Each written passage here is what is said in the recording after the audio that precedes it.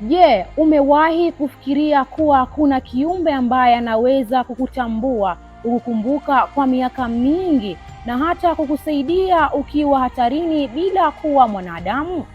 Kuna kiumbe mmoja ambaye kwa muda mrefu amewashangaza wanasayansi. Ana uwezo wa kuwasiliana, kushirikiana na hata kuonyesha hisia zinazofanana na za binadamu. Lakini swali ni hili: nini kinafanya awe tofauti na viumbe wengine wa baharini? Kiumbe huyu si mwingine bali ni pomboo, mnyama wa baharini anayesifika kwa akili yake ya kipekee na ukaribu wake wa ajabu na binadamu. Niliyekuandalia makala hii ni mimi mtangazaji wako Mwanaheri Mdunga Omar. Baki nami mwanzo hadi mwisho wa makala hii ili kujua historia na maajabu ya mnyama pomboo. Pomboo ni miongoni mwa viumbe wenye akili kubwa zaidi duniani. Wanasayansi wamegundua kuwa ana uwezo wa kujifunza haraka, kutatua matatizo na hata kukumbuka mambo kwa muda mrefu. Kama binadamu, pomboo hutumia mfumo maalumu wa mawasiliano. Kila mmoja ana sauti yake ya kipekee kama vile jina.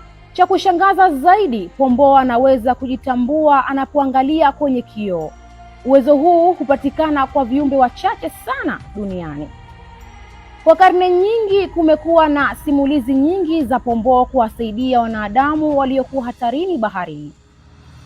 Katika baadhi ya matukio, pomboo ameonekana kuwaongoza waogeleaji waliopotea kuelekea maeneo salama. Wakati mwingine wameonekana kuwakinga dhidi ya wanyama wakali wa baharini.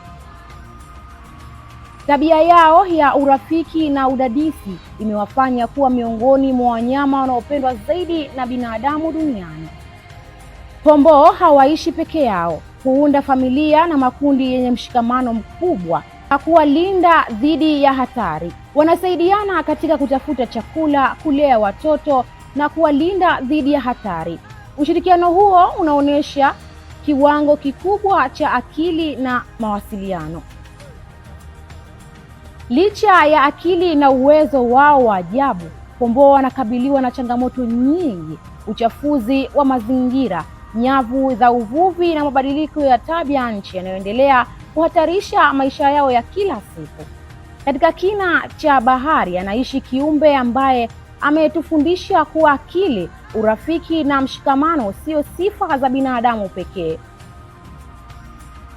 Na pengine kila tunapomwangalia pomboo tunajifunza jambo moja muhimu, kwamba hata katika ulimwengu wa bahari kuna viumbe wanaotukumbusha maana halisi ya urafiki. Niliyekuandalia makala hii ni mimi mtangazaji wako Mwanaheri Mdunga Omar. Usisahau kulike, kushare, kucomment na kusubscribe katika chaneli hii ya Mdunga Online TV, taaluma na maarifa.